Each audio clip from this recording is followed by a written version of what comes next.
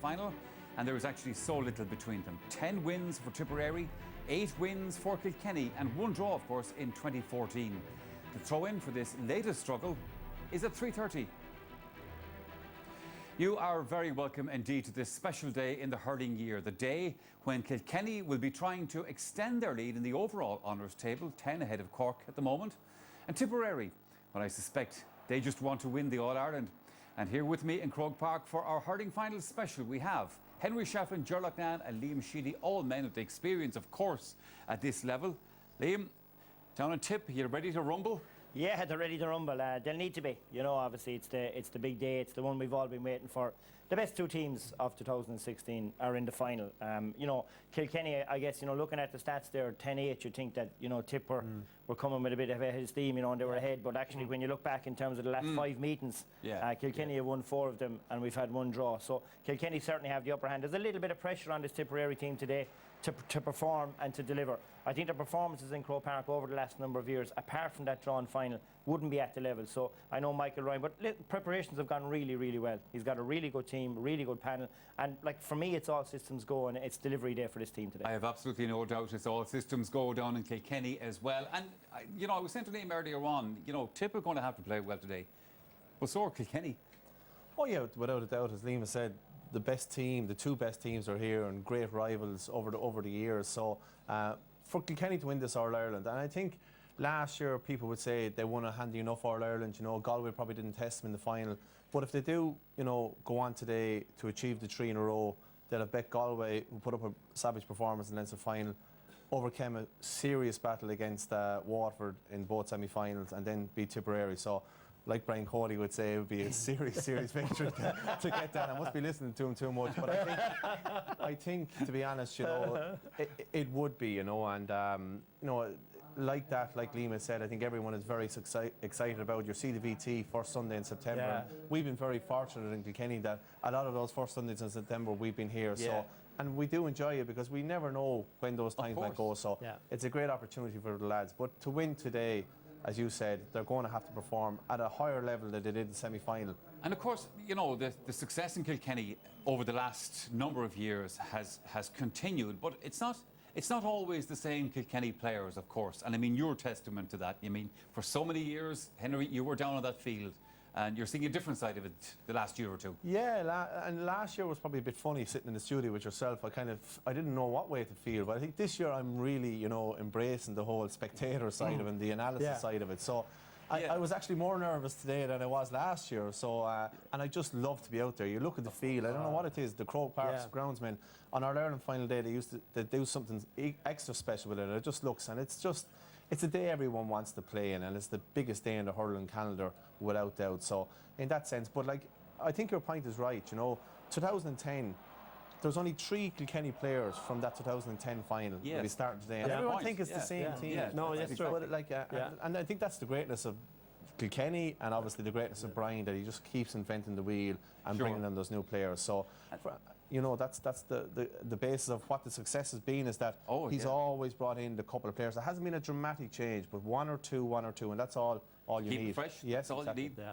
For other people, though, Ger, like whether you're from Tip or whether you're from Kilkenny, you know, for other people as well. My youngest son Jack is here today. He's from neither county, but it's just being here for the occasion for a lot of people. Absolutely, and that piece of VT at the start really summed up what, you know, the first Sunday in September really means. Because usually you don't talk, when you're planning ahead, you don't talk about the All-Ireland. You say, that won't do for the first Sunday in September, you know, or, you know, it's all geared towards the first Sunday in September. But today I think is a little bit different from the last few games with Tip and Kilkenny, in that there's a real air of tension in the air, and most of the tension is coming from Tipperary people. You know, we met Tom McLaughlin outside before the game, in the hotel before the game, and Tom was a brilliant player in the 60s for Tip. And like he said, he was never as nervous before a game. You know, and it reflects the way most Tipperary people feel. It does. There's an almost desperation, Mike, from Tipperary people that they would win today, because I think if they do lose today, they see it would be a major setback for Tipperary. When this fella's team won in 2010. 10. So long ago, you don't remember. You thought you were going to sail off with the cup for the next 10 years. Well, I think, you know, and Henry again commented on it during the week in the paper. You know, he mentioned that, like, we won the senior in 2010. 6 days later, annihilated Galway in the 21, and it looked like, God, you know, let's take it 1 year at a time here, but it's looking fairly good for the next 5 years. But they were good days. Yeah, they were good days, but they're like, these days are hard to find. Like, I mean, you have to give Brian Cody and Kilkenny, I mean, he's transformed every year. He's transformed. And Gerard's described them as being functional, but they always function. Yeah. You know, exactly. and that's the critical thing with them. And I mean, yeah. you know, you don't have. I mean, you would have said when Henry and Tommy and JJ and these guys go, like, it would leave a lasting gap in the squad, and he's just coming on and filling and filling and filling. And he just said, Liam Blanchfield again, you know, just plucked in the last day, went in corner forward, and to me, not just the 3 points he scored, but the impact he had in the game, the last ball that he caught, he was really, really good for them. So I mean, it's just fantastic to think that he has. And as well as that, the great thing about him is, you know, they preserve the fundamentals of the game, winning your own ball, you know. 100% effort from everybody all over the field. No reliance on gimmicks or sweepers or anything like that. Playing the game the way we all love to see the game played. That's the great thing about Kilkenny. You know, and others, in order to beat them, they have said, oh, we have to try something different. You know, whereas really the only way, as proven in 2010 with Tipperary, was to take them on at their own game. You know, so I think Tipperary are gone back to that now. You know, the gimmick era is over. Tip are gone back to taking them on to toe, and that's what makes it so fascinating today. I think I might have told you guys the story before meeting Bill Shankly, the legendary Liverpool manager some years ago, and talking to him about at the Liverpool training ground about the tactics. They were all just playing till five-a-sides and all that. And I said, when do you do the other stuff, the technical stuff? And he says, we're playing a football match on Saturday. We're not going to run the marathon, you know. Anyway, as we've been saying, this is an enduring rivalry between. They're hard to beat, aren't they?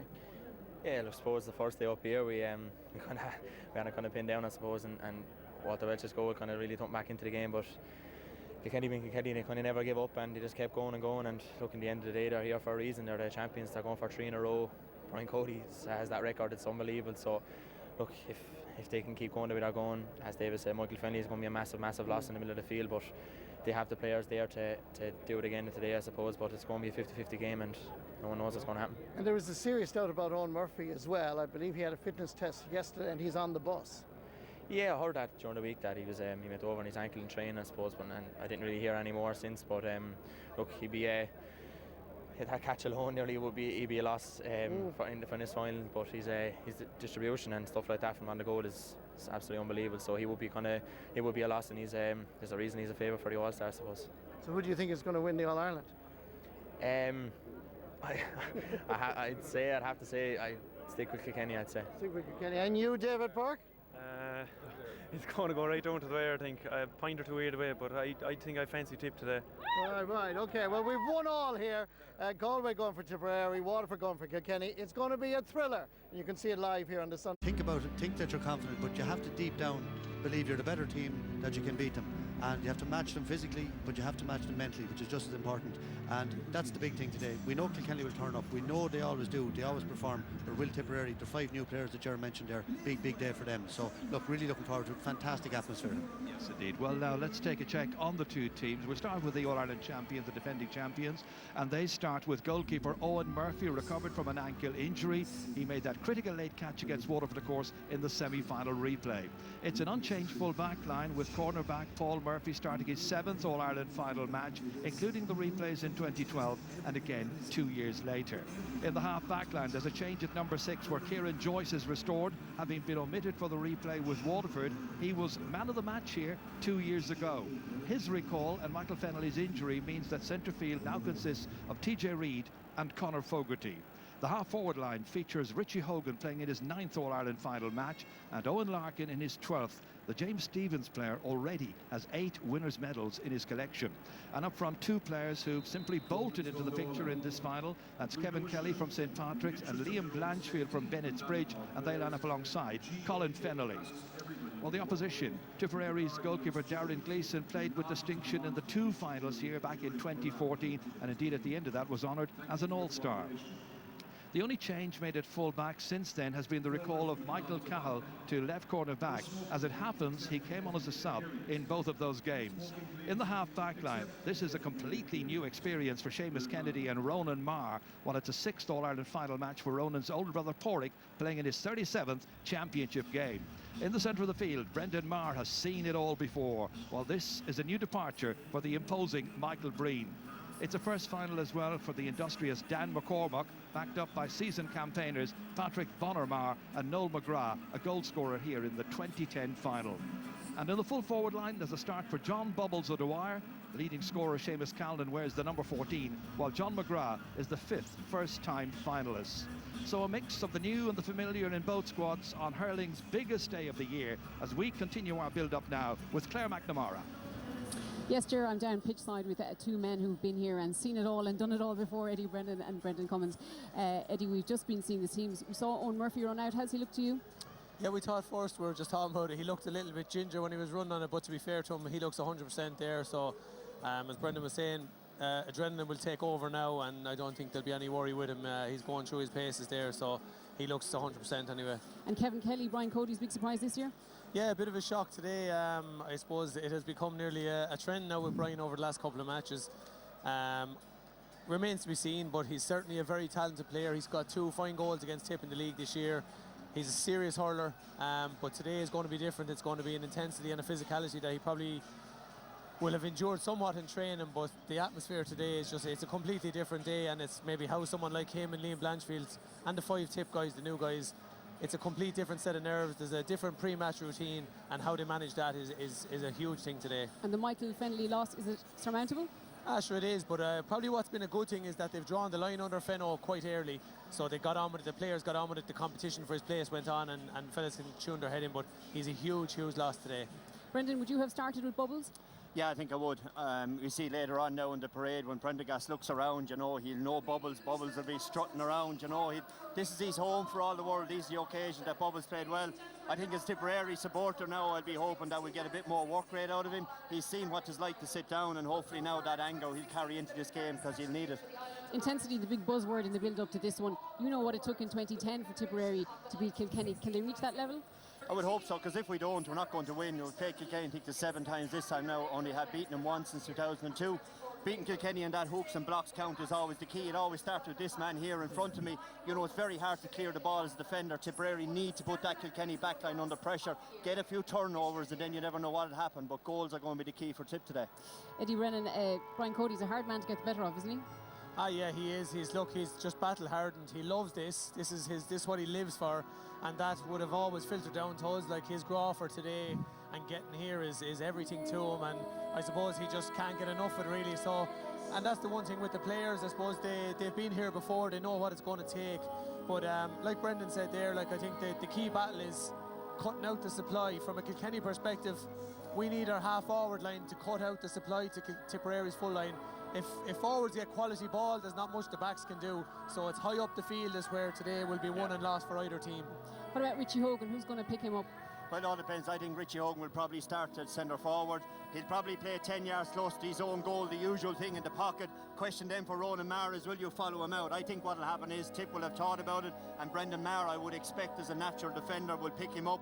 I think there is an argument to go man for man on Richie, but the problem there is that when you run around the pitch after him, there's holes left all over the place. How far does the centre back go? But Tipperary will have to, I think, have Richie Hogan marshalled all the way through the 70 minutes. You're both sticking with your counties, no doubt. Is it a head or a heart decision, though, Brendan? I think it's both head and heart today. I think it's about time we got one over on these lads. It's more than due, and I think Mick Ryan's philosophy of hard hurling, direct hurling, I think is maybe the difference today. Eddie? We're not surrendering it just yet. Next year Tip can have it. Okay, well, we are looking forward to it. I hope you enjoy it. Michael, from pitch side, back up to you. Kilkenny won the toss. They play from left to right in the first half. And straight away into the action, it's Kilkenny who get the opening possession there. Conor Fogarty is setting it up here for Walter Welch. And Walter Welch looking for the opening point of the match. He's just about a metre or so wide of the target after just 12 seconds of play. Yeah, he showed a great turn of pace there. He's a player who's having his best season to date, Walter Walsh, and be disappointed. That was a good chance to get on the scoreboard early. Brian Cody there, his 31st game in the League Championship against Tipperary, and 21 wins so far. That ball down there putting pressure on the Kilkenny backs. Straight away it's John McGrath getting onto it, trying to kick it forward, surrounded by 3 Kilkenny players. One of them back there is Killian Buckley, leaving it off for Pádraig Welch, and Welch gets it into the forwards as quick as possible, down towards Liam Blanchfield. Won instead by Seamus Kennedy off his left-hand side, trying to set up a decent opening attack here for Tipperary. That's wonderfully grabbed by Shane Prendergast, helped out there once again by Pádraig Welch. His second clearance out of defence for Kilkenny. Good start by him, and they were pushing the back there as Cathal Barrett went down.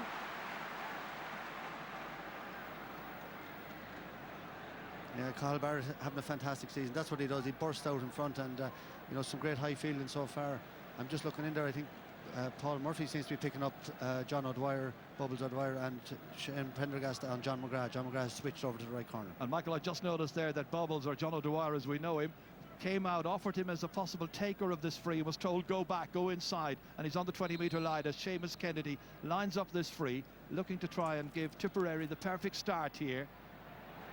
Landing, dropping in, but to the right, and another one has got astray. So one apiece, wides so far in the opening. Rather nervous 2 minutes of this match. He's had a very good season so far, brought in by Michael Ryan, his manager. Seamus Kennedy I'm talking about. Just his 5th ever championship match. All the way up through the centre towards Richie Hogan, but grabbed there brilliantly by Ronan Marr, his marker. Winning this one, down towards Calden, lets it fall. Back there to try and collect it was Joey Holden. He's in difficulty. Seamus Calden trying to make an angle for himself over his left shoulder and over the bar as well, it seems. Yes, opening point of the match. Just under 2.5 minutes are gone. First possession for Calden, first victory against Joey Holden, first point on the board. Yeah, and he's actually switched to the left corner, and you know, there's fierce movement in the Tipperary full forward. Paul Murphy has switched over to left corner back on John McGrath, and Seamus Callan is playing corner forward now on Shane Prendergast, and he showed great composure there. That is something they did to telling effect against Galway in the second half. TJ Reid getting this one down, driving it in here dangerously across the face of goal, but a second one has got astray. He'll be hoping to exert a big influence in the middle of the park in the absence of Michael Fennelly. That's a very considerable absence, of course. He's been marked this afternoon, by the way, TJ Reid, by Brendan Marr. The other match-up there is Michael Breen against Conor Fogarty in the middle of the park. Darren Gleeson from Port Road to puck this one out from the canal in goal. Dropping down towards Bubbles O'Dwyer, reaching up for it, getting it, looking for a second point for Tipperary, and the umpires wave it wide. That's a second wide. Yeah, and we were wondering about the puck-out strategy of Darren Gleeson. Well, he's pucking them as long as he can. They're actually reaching the full forward line, and that was a brilliant catch by John O'Dwyer. He'd be very disappointed. Very unlike him to puck that wide. TJ had a bad wide there as well, but that's the nerves early on in the Ireland final. Very light breeze supporting Tipperary, by the way, for the opening 35 minutes. This time it's grabbed by Pádraig Marr. Diagonally across over there. This time the fullback comes out, and Joey Holden clears it down towards Walter Welch, who's drifted across to the left-hand side, having started on the right.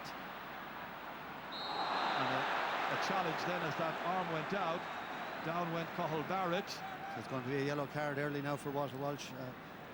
Watch here, him at the elbow, and he got away with the card, I think. Yeah, referee has kept his cards in his pockets. Free taken. Once again down towards John O'Dwyer. This time the cornerback Paul Murphy helped out as far as Pádraig Welch. Into the middle of the field it comes, down towards Kevin Kelly, trying to give him a first touch, rolls it up brilliantly there against Mickey Cahill, looks at the target, 50 metres out, looking for the opening score of the match for the Cats, and he's put it over the bar. What a very good start by Kevin Kelly. From play, point apiece. Yeah, that's a great score to get out in front of Mickey Cahill, and for a young player playing his first All-Ireland final, that'll give him great confidence. And we saw Walter Welch coming in here a few years ago, getting man of the match in the first final. Can Kelly do it today? Nothing spectacular in terms of changes where personnel's concerned. They're more or less lining out conventionally. Calnan now in at full forward again. Can't keep this one in. He was in the square anyway, and it's going to be a free out. Well, free out or a puck out, one or the other. Yeah, it is, Jerry. It's 15 on 15. There's no one drifting back. Conor Fogarty's right in the middle. I think the players are just, they've so much on their hands to mark their own man. There's nobody helping out anybody else at this stage. And no sweepers. This time the puck out by Owen Murphy, thankfully able to play after he rolled an ankle in training on Wednesday night, we understand. This is dealt with once again by that Tipperary half-back line. Dangerous ball there from Seamus Kennedy for Pádraig Marr, and then there's a trip on TJ Reid, and it's got to be a free in. The hand pass from Kennedy put his colleague Pádraig Marr in difficulty that time, and results in this free, which is eminently scoreable. It'll be TJ Reid who will take it.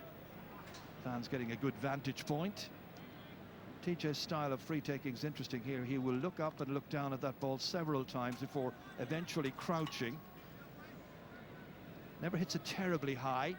but always hits it with commendable accuracy. First of the day for him. He'll be hoping to get 7 or 8 points in this match. Likewise, Seamus Callan, the free taker at the other end, although Tipperary do have other options as well. This puck out is targeted specifically over there towards Seamus Kennedy. Immediately to him went TJ Reid. Little hand pass back. Finally, it's Brendan Marr getting his first possession. All the way down towards John McGrath. Been marked over there by Shane Prendergast. Finally, Owen Larkin drifts back as he tends to do. Clears up towards Kelly, breaks it down. Recovered by Richie Hogan, and Richie Hogan in the end puts it over the bar. Got among the backs, always there to cause mischief, and this time he puts Kilkenny in front by 3 points to 1. Kevin Kelly did very well again. He broke that ball, but Walter Walsh showing his vision again. You know, the simple little hand pass out, and that's what Kilkenny do so well. You know, the simple ball over the bar. Darren Gleeson's puck out, this time straight down through the centre towards Bonner Marr, trying to touch it forward here. Again, Kilkenny show the necessary desire to win those balls. Little fumble this time by Paul Murphy, line ball to Tipperary.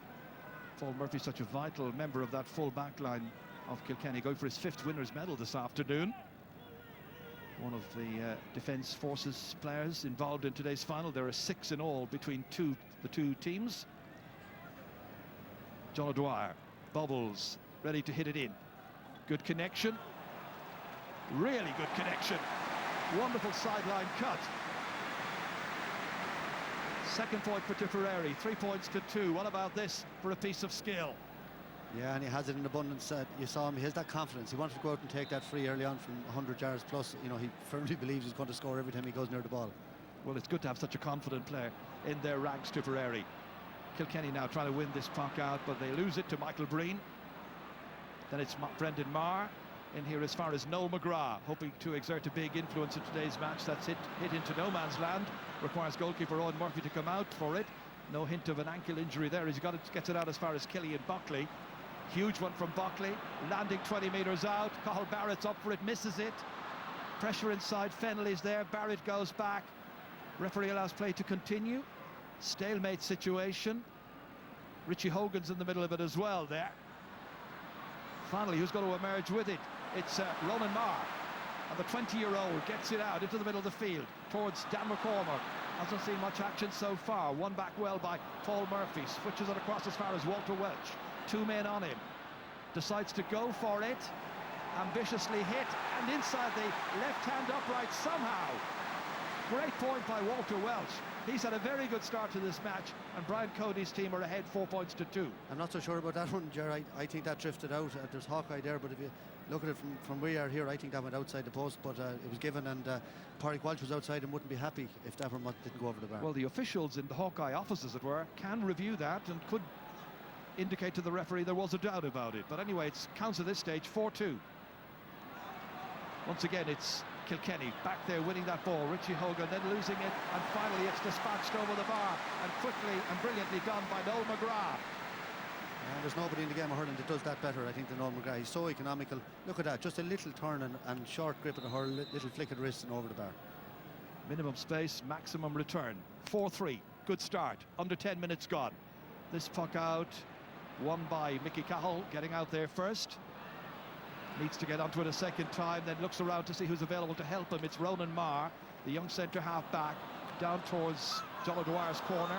That's going to be Paul Murphy's, facing back towards his own end line, swinging it over his right shoulder as far as Killian Buckley withstands the challenge of Patrick Bonner Marr into the middle as far as TJ Reid. 2 men against him, and they dispossess him. And it's Bonner Marr with that typical work rate of his, back as far as Seamus Kennedy, hitting it long and hitting it over the bar.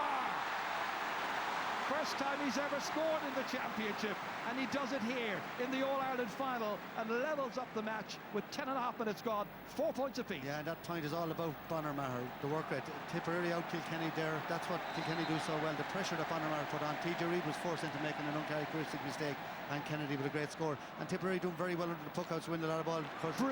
Brilliantly done this time, Michael, by Richie Hogan to win that puck out. Down to TJ Reid. 2 men who are so vitally important for this Kilkenny team. Between them, they conjure up another special moment, but the referee is bringing the play back. Yeah, he'd indicated for the advantage, and the free was given. Well, it's a shame it wasn't given because it was a wonderful score. He had a couple of seconds of advantage, must have been up, and anyway, I don't think it'll make much difference. TJ should tap this one over. Shouldn't. TJ, who's got 7 winners' medals already, again looking up at the post, down to the ball, time and again, until he's absolutely certain that he's got it right. And then from 50 metres out, straight as you could wish. 2 from 2 for TJ Reid so far, and Kilkenny slip back into the lead again. This was a great catch, and then he was able to play it inside quickly. The referee had decided there was no advantage accruing.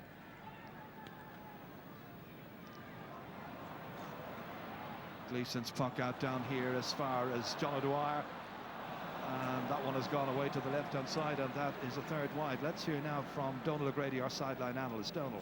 Yeah, well, looking at it so far, both teams are capitalising on mistakes, but the other Tip a couple of mistakes, Pádraig Marsh, Seamus Kennedy, and then Richie Hogan a little mistake. So, you know, both teams are a little bit nervous at the beginning. 5-4, it's Kilkenny who lead, and the referee's earpiece is in need of a little bit of adjustment. Yeah, looking at the Tip forwards, Bubble O'Dwyer is now at centre forward, Bonner Maher at the corner, John McGrath at full. They're obviously rotating, hoping that Kilkenny will follow them, but they haven't. They're just staying in their positions. The Kilkenny are playing as they were picked, and they're going to just pick up whoever comes into their zone. That's normally what they do. Puck out straight round through the centre. It's won by Kilkenny again. TJ Reid just ahead that time of Blanchfield, runs away as far as Pádraig Marr, and Pádraig Marr back into the heart of that Kilkenny defence once again.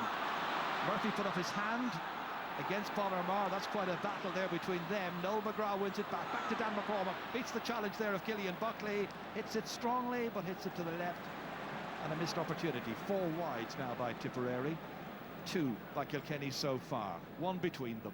Yeah, great catch there before that. TJ Reid just gone in centre forward for a minute there. Now Richie Hogan gone to midfield. He caught a great ball, and Liam Blanchfield, I just don't think was on the same wavelength as him. He just flicked a little hand pass onto him and it went astray.